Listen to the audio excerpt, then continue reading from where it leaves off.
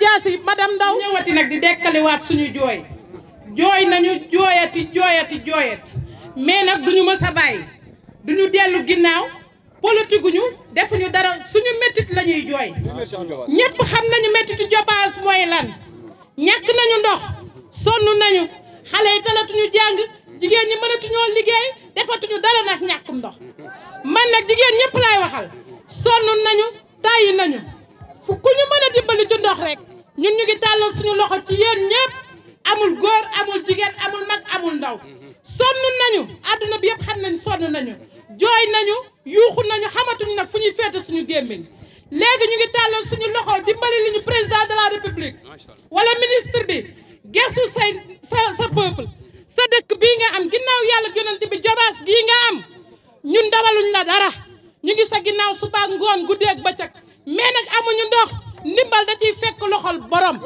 sonn nañu on est fatigué sonn nañu ñàkk nañu ndox taluñu dara liggéey bu normal kenn mënatu ko mënuñoo sangu togg bu baax mënatoo ko jigéen mënul def dara lu dul ndox mooy kii base nit amuñu ndox sonn nañu dimbali leen ñu forage moom bu fi nekkee peut-être mën naa ni mais nag ñun moom gisuñu suñu bopp sonn nañu lool robinet yaa ngi fii bu xaaji guddi jotee ngay ubbi di taataan jëmale ko 4 heures du matin doo gis dara doo ko gis sonn nañu nelawatuñu yendootuñu normal jigéen ñëpp ñuul nañu ba xam ndax ñàkkum ndox ñun forage bu fi amee gisuñu ko yuuxu leen nit ñi dégg kenn gisul dara waaw sonn nañu on est fatigué on est soif miir nañu ku ñu mën a dimbali leen ñu sonn nañu ngir yàlla metti na lool xale yëpp jël nañu ndaare ndax boo sanguwul sëlmu boo demee doo gis dara ndaare rek kenn amu fi ram bu baax wax dëgg yàlla te bu ñu sañoon ñun ay néew gi doole lañu village yi bu ñu sañoon suñu doomi ay intellectuel la ñuy doon jàng xam dara mais ku naanul ba mandi sëlmu woo boo demee école loo fay def moom laa leen di laaj ndaare rek waaw te sonn nañu ñun yaayu sonn nañu bëgg nañu suñu doomi ëllëg ñu tekki nekk dara mais nag ndox ku amul ndox amoo dara ñu ngi xëy ñun daal duñu bàyyi suñu loxo boo bëggee dégg-dëgg fu mu toll nii moom fii ak dimbaliwuñu dañuy dem rek ca kaw ca kanam lii nag lancement la rek lu ngeen gis rek xamel ni ñun la di ngeen ñu jàppale mbaa ñu seet neneen lu ñu def na solution yi bëri na plan A am na plan B am na amuñu dara nag ku ñu jàppale ñu ngi fii ku ñu jàppale wu demal fële waaw autorité buñ fi nekkee ñun jooy nañu ba sonn man ku ma gis tey xam ne yàgg nga maa gis may kaas ndox mi mais gisuñu suñu bopp ci dara bu ñu kaasee tey bu subaa ndox mi toqal ginnaaw suba mu de arrêté waat on est fatigué sonn nañu mar nañu gisuñu ndox tey gisuñu ndox ëllëg yuuxu nañu jooy nañu dem nañu fu ne te xoolal bu yoon jeexul waaxu si du jeex ñun duñu arrière duñu reculer ca kaw ca kanam rek fii ak gisuñu ndox duñu daw dara waaw ñun jigéenu Jobaas yëpp nag Jobaas lañu am moom la ñu am te amuñu feneen fudul fii fu ñu mën a dem Jobaas rek la ñu am kon boog dimbali leen ñu ci ndox mi moo tax ñuy jooy waaye xam naa ne bu dee yuuxu rek yuuxu nañu fu ne bii yoon nag ñu ngi jooy di yuuxu pour mu xool jigéenu Jobaas sonn nañu te ñun ci dëkk bi la ñu dëkk Sénégal la ñu dëkk noot bi dafa metti ñun duñu ay jaam buumu jaam dagg na yàgg na Jobaas ay autorité ñoo fi ne nañu gëstu seen askan xool seen dëkk bi Mamadou Lamine Sène fils de Baba fils de Jobaas qui s'indigne pour cette injustice qui n'a fait que trop durer. Je profite de l'occasion pour saluer tout le monde. Là, à travers cette forte mobilisation des populations, vous voyez que les populations de Jobaas sont très assoiffées. Les gens sont trop fatigués à cause d'une injustice qui n'a fait que trop durer. Voilà au moins 16 ans, depuis 2015, que cette population meurt de soif. Mais les gars, messieurs les journalistes, chère population, nous avons effectivement compris que aujourd'hui, c'est l'eau qui est nécessaire pour la vie. Parce que l'eau est à la vie en tant que telle.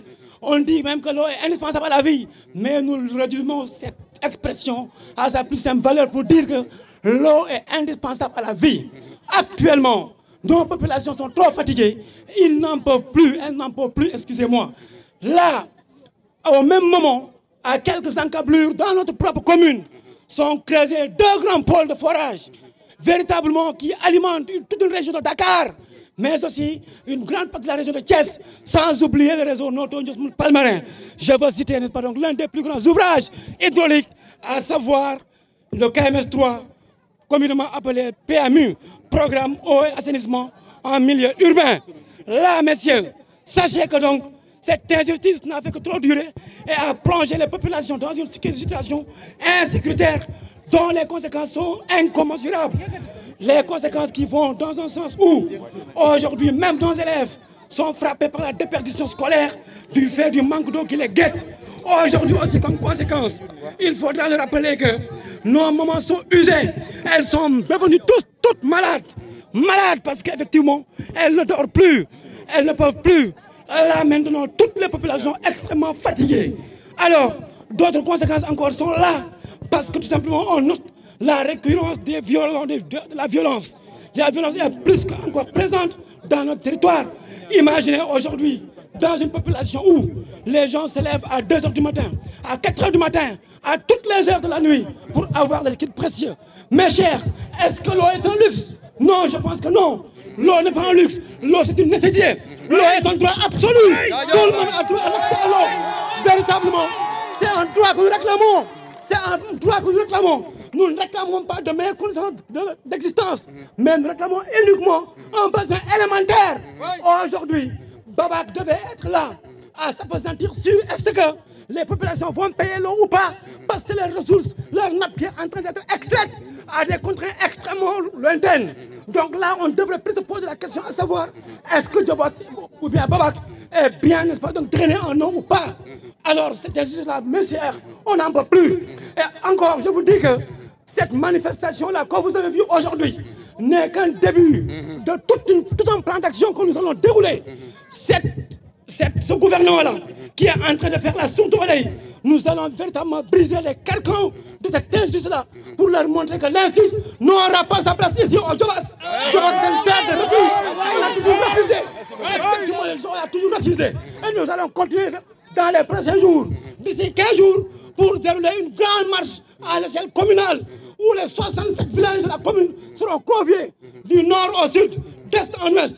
Tout le monde sera convié. Rien ne sera effectivement donc aujourd'hui. Les autorités sont encore là et restent encore maintenant donc avec la sourde oreille depuis maintenant belle lurette. Même une tête, ils ne veulent pas le tenir avec les gens. Et aujourd'hui, le malheur en est qu'ils nous disent que maintenant certains villages sont branchés.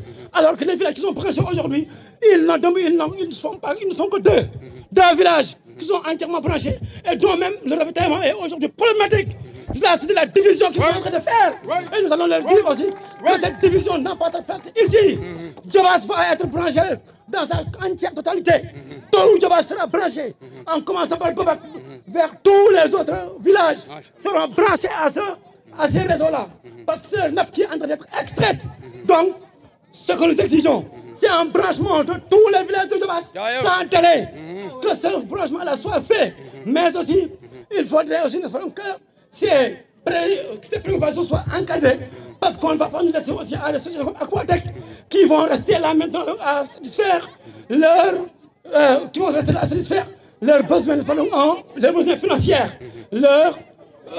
financiers. Donc,